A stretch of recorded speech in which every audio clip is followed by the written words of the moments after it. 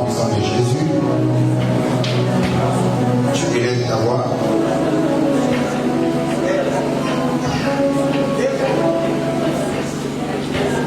Amen. Sois mon interprète, salue celui qui est à côté de toi. Dieu lui soit béni cet après-midi. Est-ce que tu crois que tu es réellement béni cet après-midi? Si tu le crois, nous acclamons ton Dieu.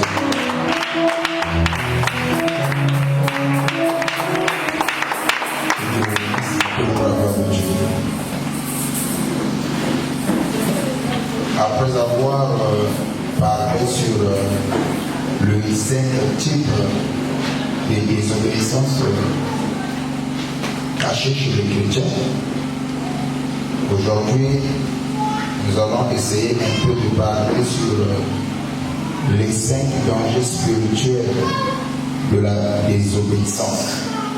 Et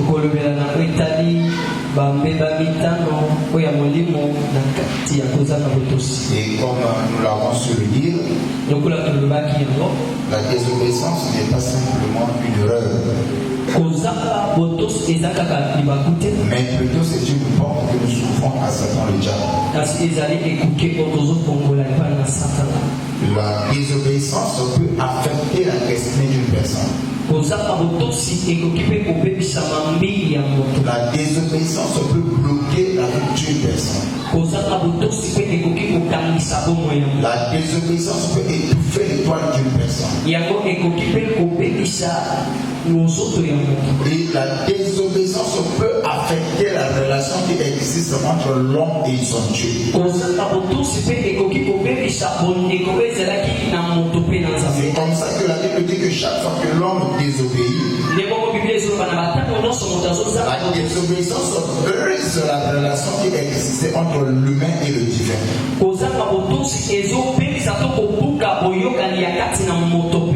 Et je crois le dimanche nous avons longuement insisté que toutes les bénédictions qui viennent de Dieu est toujours conditionnées par l'obéissance. Dieu bénit dans l'obéissance. Dieu élève dans l'obéissance. Dieu protège dans l'obéissance. Dieu guérit dans l'obéissance. Dieu nous donne les prospérités dans l'obéissance. Donc Dieu ne fait rien sans l'obéissance. Et c'est par là que nous avons dit de Genèse à l'Apocalypse, toutes les personnes qui ont cheminé avec Dieu, tu remarqueras une chose. Ils ont un point commun. Tous ils obéissaient à la parole. Abraham obéissait à la parole de Dieu. Et la Bible dit que Abraham n'a pas cherché à raisonner contre la parole de Dieu. Et lorsque on nous parle des héros de la foi, la Bible nous explique que Abraham a cru en l'Éternel. Et il considéra que ce qui était contraire contre cela n'existait pas. Donc, la Bible nous montre tout simplement que dans l'Abraham, il y avait l'esprit de l'obéissance totale à la parole. Et il y a eu aussi à comprendre l'obéissance, ce n'est pas quelque chose qu'on doit obliger à une personne. C'est un acte de foi. Amen. Quand j'obéis à la parole de Dieu, ce n'est pas une obéissance forcée, mais c'est un acte de foi envers mon Dieu. Je sais que Dieu est mon Dieu. Et si je dois être béni, si je dois recevoir quelque chose venant de la part de Dieu, je dois obéir à sa parole. Donc l'obéissance, c'est un acte de foi. Amen. Et le livre de Hébreux Deutéronome chapitre 28, la Bible dit que si tu obéis à la voix de l'Éternel, ton Dieu, c'est une condition. Si tu obéis, si tu observes, si tu mets en pratique, voici toutes les bénédictions qui te suivront, qui sera ton partage. Alors, si tu n'obéis pas, et la Bible dit encore, voici les conséquences qui te suivent. Donc, par là, nous comprenons, si je veux être béni, si je veux être élevé par Dieu, je dois obéir à sa parole. Mais une obéissance totale, pas l'obéissance partielle. Et l'obéissance partielle, c'est une forme de désobéissance. C'est-à-dire qu'il y a des choses que tu obéis, il y a des choses que tu ne veux pas obéir, il y a des choses que tu fais, il y a des choses que tu ne peux pas faire. Et l'obéissance partielle est considérée comme étant la désobéissance. Et l'obéissance par retard est aussi considérée comme étant la désobéissance. L'obéissance ne doit pas être avec un retard. Quand Dieu te dit quelque chose, on ne discute pas, on ne raisonne pas, mais on fait ce que Dieu a dit. L'obéissance totale. Partielle, c'est la désobéissance. L'obéissance avec un retard. Amène-moi ceci. Bon, je le ferai plus tard. C'est une forme de désobéissance. Amen. Mais humainement parlant, lorsque un aîné te parle,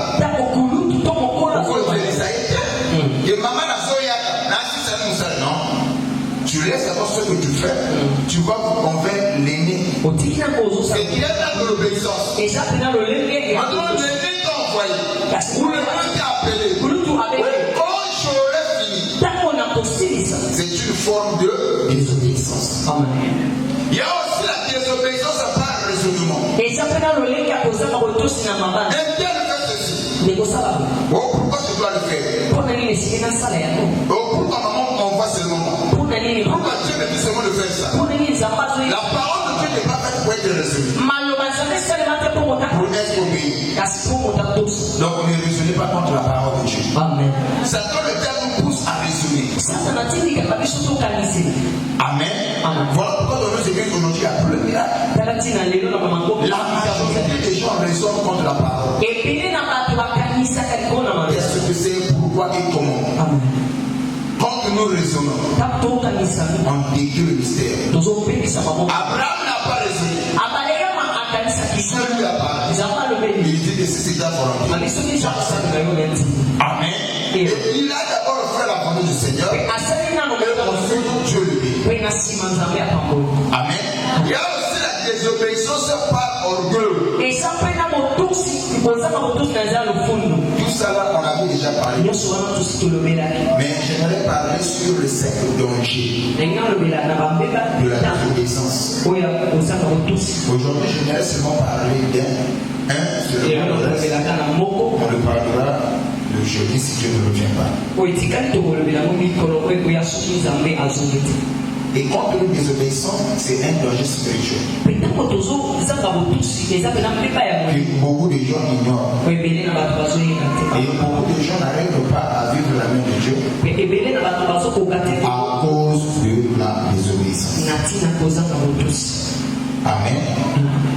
Premier danger de la désobéissance. La désobéissance ferme les portes de la bénédiction. C'est le premier danger. J'insiste encore. La désobéissance ferme les portes de la bénédiction. Amen. Est-ce que vous savez, il y a des gens qui sont bloqués. Il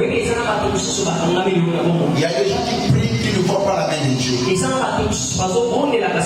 pas à cause de rien. Ce n'est pas à cause des sorciers. Oui, que les démons. Mais ce qui est à la base, c'est leur attitude vis-à-vis de la parole. Les gens n'obéissent pas à la parole de Dieu. Mais ils veulent voir la main de Dieu. Amen. La désobéissance ne détruit pas seulement le jour, quand tu désobéis à la parole de Dieu. Ça ne te détruit pas Mais ça se bloque petit à petit. C'est là, on a pris comme exemple. On prend le planche, on le coupe avec la lame. Aussitôt qu'on a coupé la planche ne va pas sécher. C'est au fur et à mesure, la planche va commencer à gémir jusqu'à ce qu'on sera sèche. C'est pareil comme nous des obéissants. C'est un danger spirituel. C'est une porte, une ferme à la bénédiction. Mais elle ne passe bien lentement. Et lentement et petit à petit. Ça finit par atteindre la santé. Ça bloque les finances. Ça touche les relations. Même dans la vie personnelle. Quelquefois tu es dessus partout. Parfois je n'arrive pas à comprendre. Tout ce que je fais rien ne marche. Quelquefois les sorciers ne sont pour rien. Ce qui est à la base, c'est la désobéissance. Ma question est de savoir cet après-midi. Est-ce que nous obéissons totalement à sa parole? Et quand on n'obéit pas totalement à la parole de Dieu, nous fermons la porte de la bénédiction. L'obéissance à la parole de Dieu ouvre la porte à la bénédiction. Tandis que la désobéissance à la parole de Dieu ferme la porte de la bénédiction.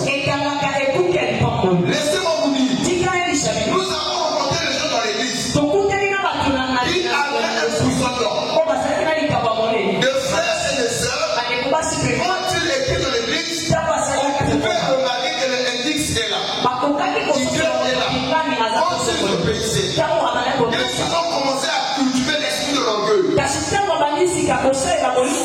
Le culte ne va pas marcher. Ils ne vont pas bien prier. Ils se sont maintenant importants. Et quelquefois, ils font exprès de ne pas venir à temps.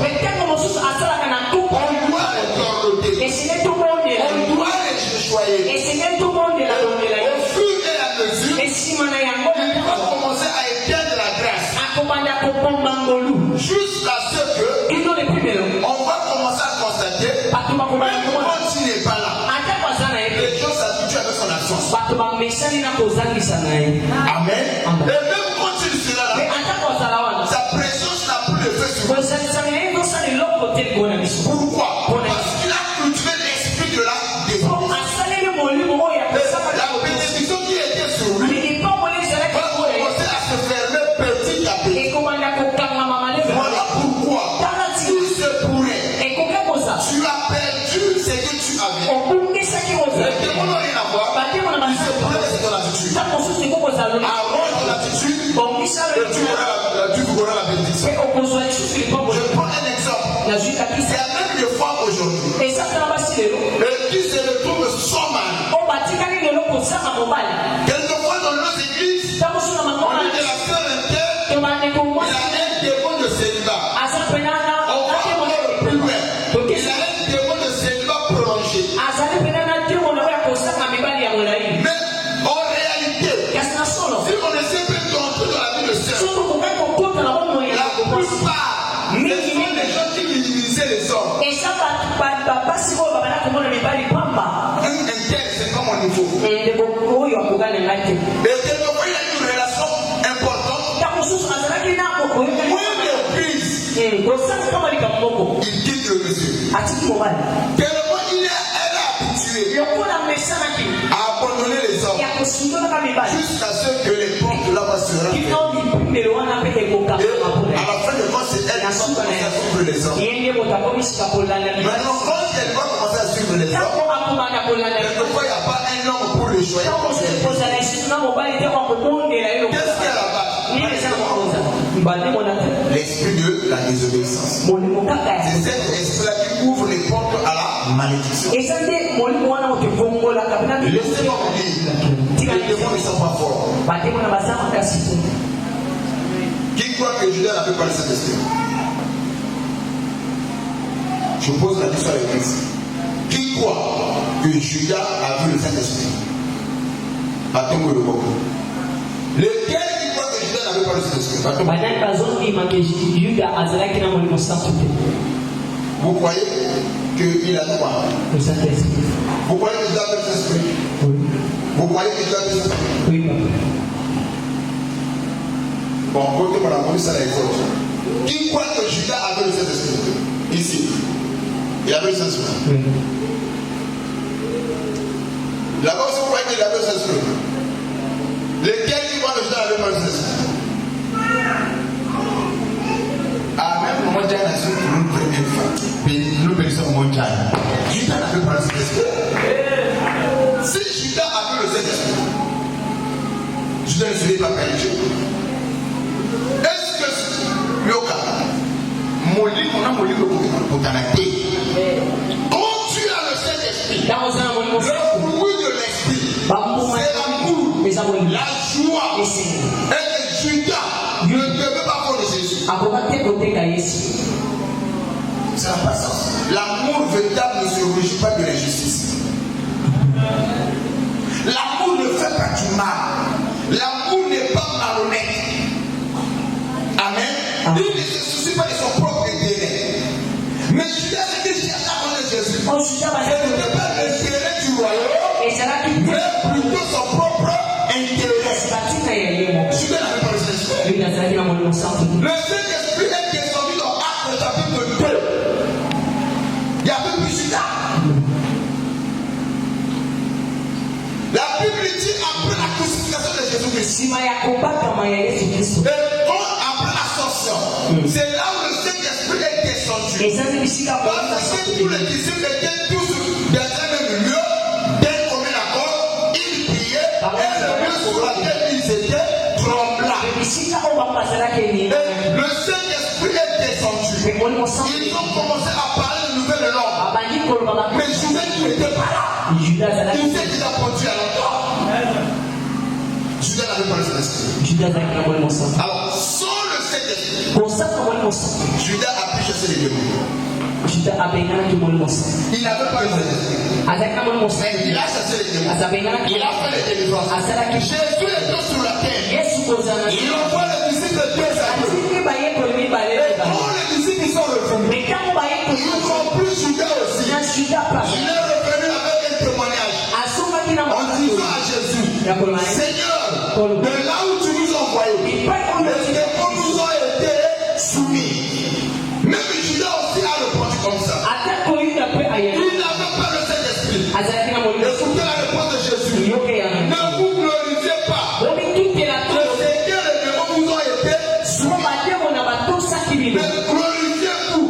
Les démons sont écrits là-bas. Est-ce que je peux arracher les amens? Il voulait qu'il a Judas.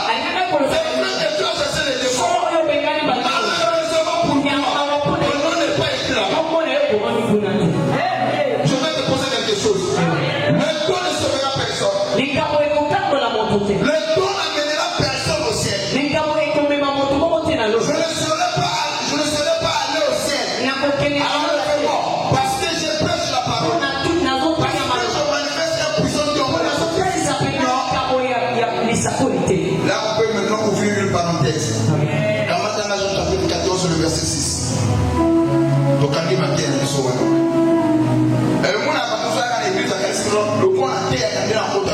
un pasteur a dit, il dit à sa bébé, je suis mon frère. Non, frère. Quand il a dit comme un pasteur, il dit comme un sang. Quand il a dit comme un docteur, tu peux avoir un puissant d'homme comme Jésus avait un puissant d'homme, mais aucun n'a feu. Il faut faire très attention. Il y a moi là, ne soyez pas orgueilleux parce que vous avez un don. Soyez humble. On peut savoir comment on peut faire parce que moi, j'ai un puissant de guérison et il n'a pas non. Ce qui fait la joie d'un véritable chrétien, c'est parce qu'il a reçu le salut là. Il y a une différence entre le salut là et le salut corps. Jean 14, 6. Jean 14, le verset 6. Je lis au nom de Jésus. Jésus dit, je suis le chemin. C'est le pasteur. Jésus parle ici, il dit dit que moi Jésus, je suis le chemin. Jésus, c'est quel verbe? Ce n'est pas le verbe avoir, c'est le verbe être. Donc le chemin du ciel a un nom. C'est Jésus lui-même. Je vais encore plus loin. Aucune religion n'amènera personne au ciel. Amen. Le chemin du ciel a un nom. C'est Jésus. Voilà pourquoi la Bible dit celui qui a le Fils a la vie. Celui qui n'a pas le Fils n'a pas la vie. La question est de savoir, as-tu reçu le Fils dans ta vie? Si tu n'as pas reçu le Fils dans ta vie, tu n'as pas la vie. Pour obéir à la parole, il faut avoir cette nature de la parole. Parce que la profondeur appelle aussi la profondeur. Je peux encore aller encore plus loin. J'ai médité encore. Le temps ne sauvera personne. Dis à celui qui est à côté de toi. Le temps ne sauvera personne. Le temps n'amènera personne au ciel. Pour aller au ciel, il faut obéir à toute la parole. Il faut la pratiquer. La vie chrétienne, c'est seulement de foulard. Tu peux mettre de foulard et aller à l'enfer. La vie chrétienne, c'est pas seulement mettre de longues robes. Tu peux mettre de longues joues et te retrouver là-bas à l'enfer. La vie chrétienne, c'est la pratiqualisation de la parole. Est-ce que quelqu'un peut me donner la main? Obéir à la parole. Obéir à la parole de Dieu dans son entièreté. Et tout en sachant, le chemin du salut a un nom. C'est le nom de Jésus. Ce n'est pas l'apôtre, ce n'est pas le prophète, ce n'est pas le docteur, ce n'est pas le pasteur, ce n'est pas l'évangéliste, mais Jésus seul. Écoutez, si dans le monde il est dit, tout chemin mène à Rome, mais tout chemin ne mène pas au ciel. Le chemin du ciel, c'est Jésus. Quand vous désobéissez à Jésus, fermez votre porte de la bénédiction. Quand vous obéissez à Jésus, ouvrez la porte de la bénédiction. C'est souvent nous évite à ne pas fermer cette porte de la bénédiction, mais plutôt à l'ouvrir. La porte de la bénédiction, c'est faire avec la désobéissance. C'est souvent ça qu'on l'obéissance. Ce n'est pas de nous. Tu peux obéir à la parole aussi longtemps que tu crois à la parole, tu vis la parole, tu la mets en pratique. De la même manière, la matière par le peuple que tu vois, l'enchantement, l'envoûtement, le péril entre eux, cette parole sera manifeste au monde. On peut prendre ton nom, on peut prendre tes vêtements, on peut prendre l'objet qui t'appartient, tes cheveux, tes ongles. On amène ça chez le marabout pour nous féticher. La Bible dit l'enchantement, l'envoûtement, le père n'a contraint l'enfant de Dieu. À quel moment l'envoûtement n'a aucun effet sur nous? C'est quand nous obéissons à sa parole. Obéissez à la parole. Laissez-moi vous dire, les gens sont en train de courir chez les marabouts, chez les féticheurs, chercher la bénédiction, chercher la protection. Mais cependant, la protection est à notre portée. C'est seulement obéir à la parole. L'homme est capable de le faire. Mon fils Melchi, je vais vous dire quelque chose. Dès qu'il est entré à la campagne, il y a des âmes à casse, il y a des gens qui ont au moins, il y a après ce qu'il a, on est des amis. Là, on a besoin de la domination.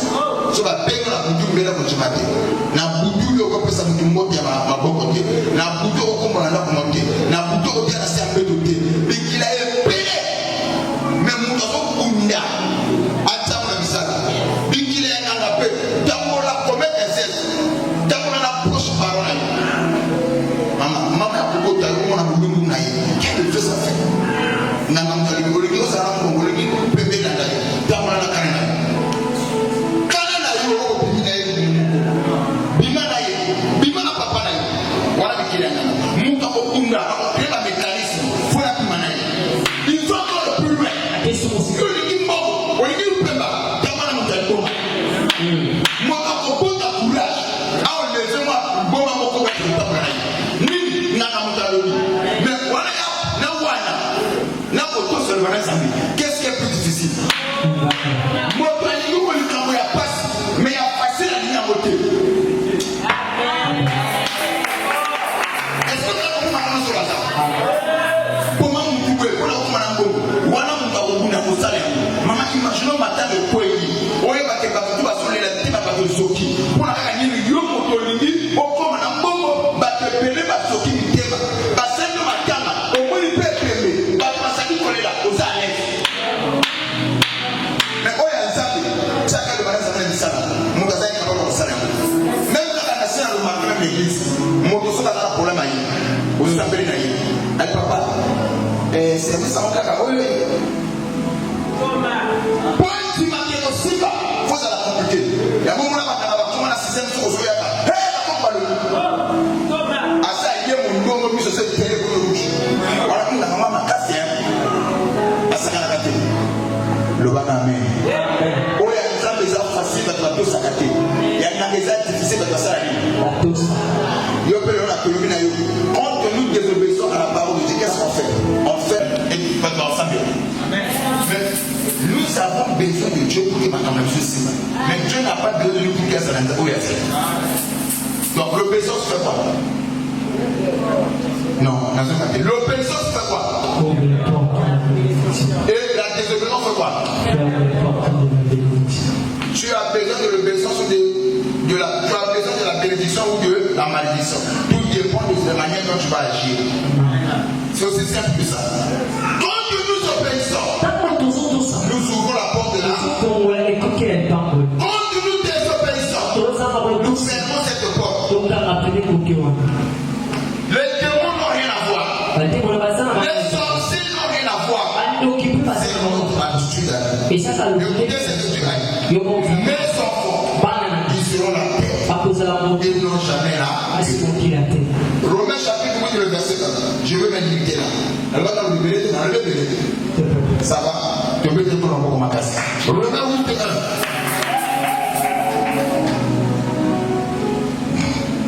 1. Il y a donc maintenant. Écoutez ce que la Bible dit. Il y a donc maintenant aucune condamnation. Aucune condamnation. Pour ceux qui sont en Jésus-Christ. Pour ceux qui sont dans l'église. Non. Oh, mais il faut bien entendre.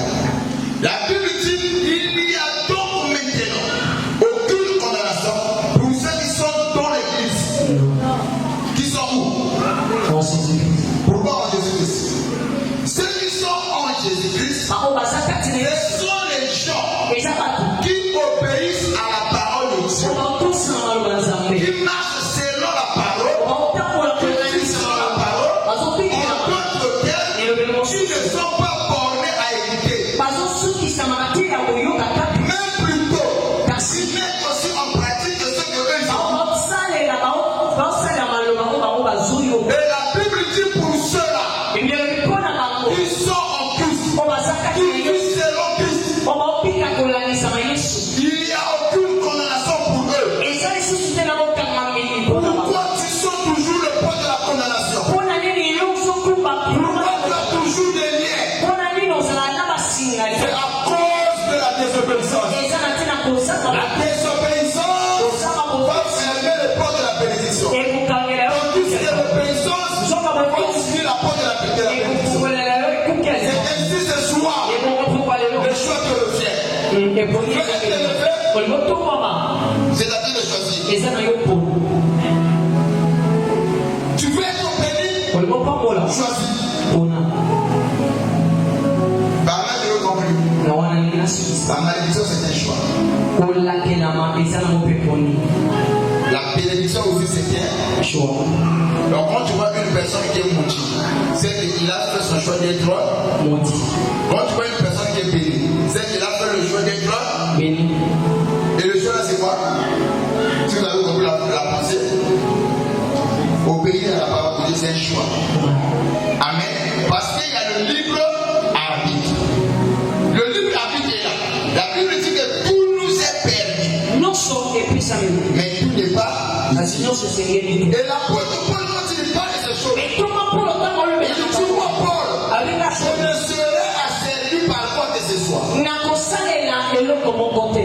Que je ne serai pas asservi par contre de ce soir.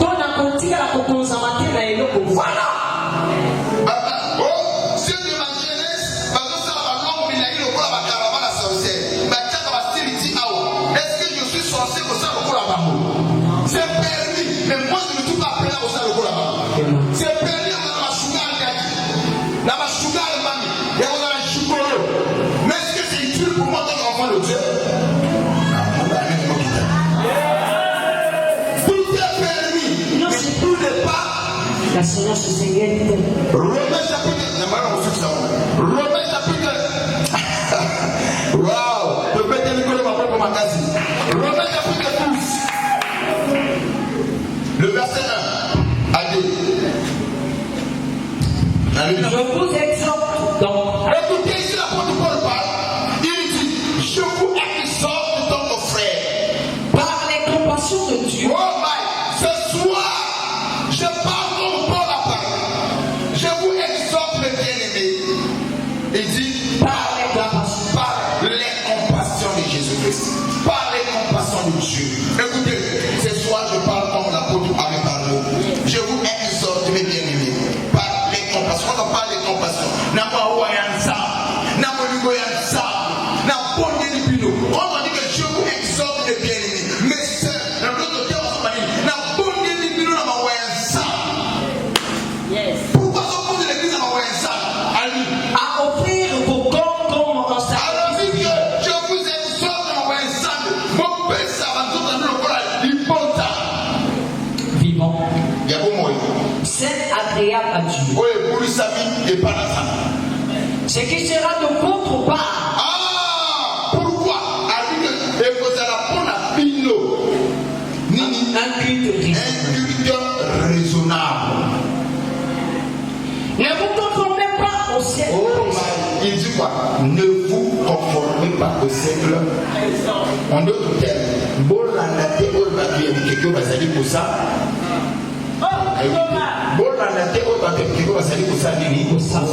Pourquoi? En d'autres termes, l'apôtre Paul voulait dire tout simplement, en suivant ce que les jeunes font aujourd'hui, vous allez fermer les portes de la bénédiction. Et vous serez maudits. Vous serez placés sous la malédiction. Ne désobéissez pas à la parole. C'est comme ça, Paul, par l'amour qu'il avait pour les croyants, il va dire: je vous exhorte donc, frère, par les compassions.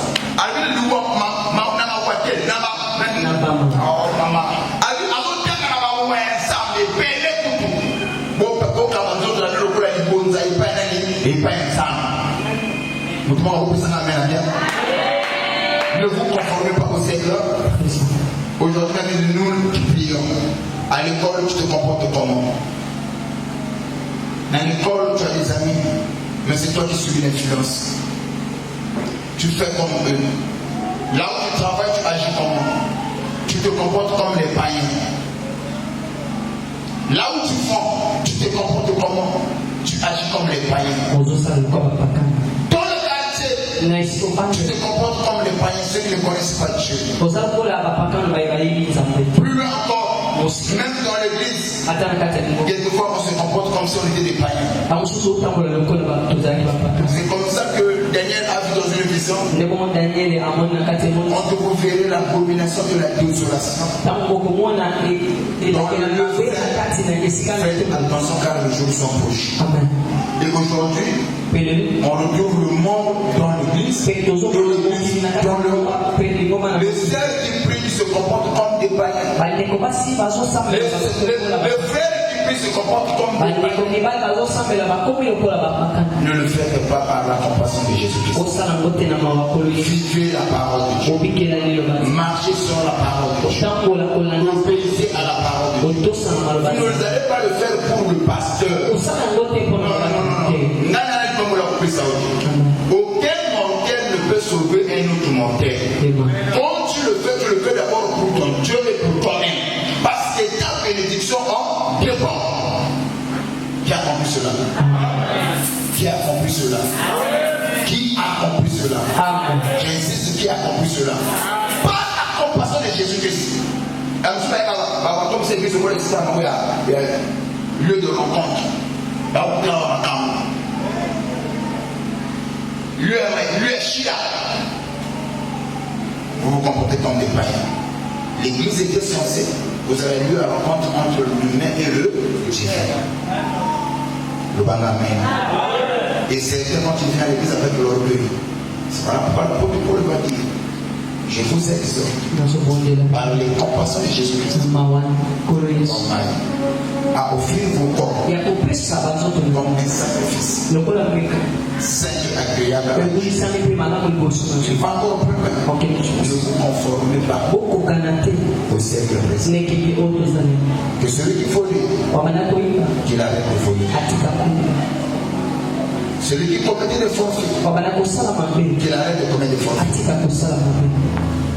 Ceux qui commettaient la médisance, qu'il arrête. Vous savez, la particularité avec la médisance, c'est quoi? La médisance, ce sont des gens qui disent des choses vraies, mais une mauvaise chose que son frère peut faire, c'est qu'il dit c'est vrai, mais c'est une mauvaise chose que l'autre aurait fait. Parler se permet. On parle de papa l'ange. Si on parle de ton frère, quand tu n'as pas quelque chose de bien de dire,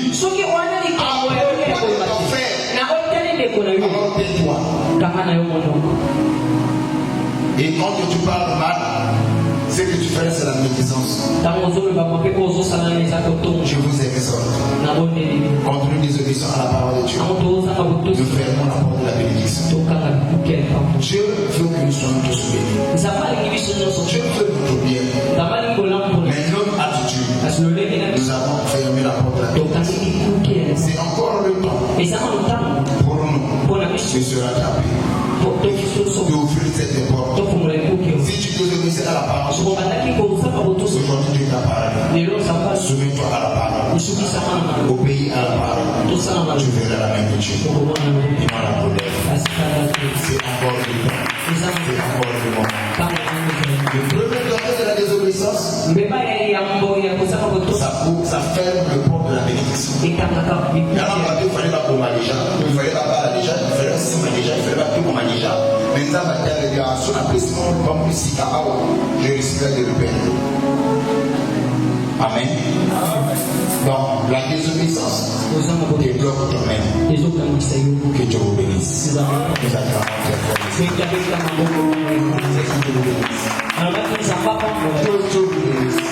Nous dans le ministère des portes.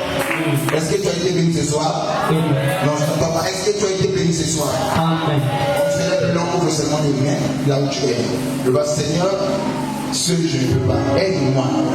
Donne-moi la grâce de vivre ta parole, de mettre ta parole en pratique au nom puissant de Jésus. Élève ta voix et commence à prier. Alléluia.